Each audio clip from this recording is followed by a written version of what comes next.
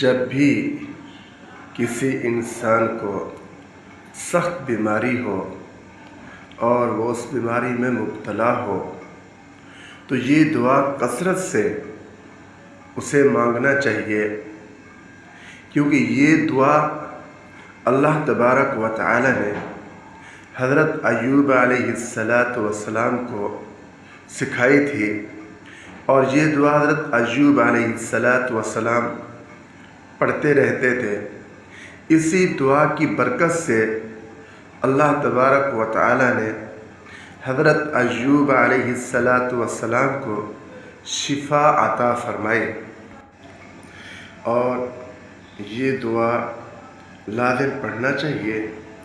اور دعا یہ ہے: انی مسنی الضر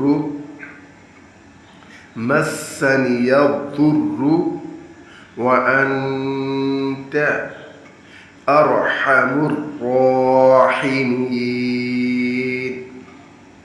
انی مسنی الضر وانت ارحم الراحمین۔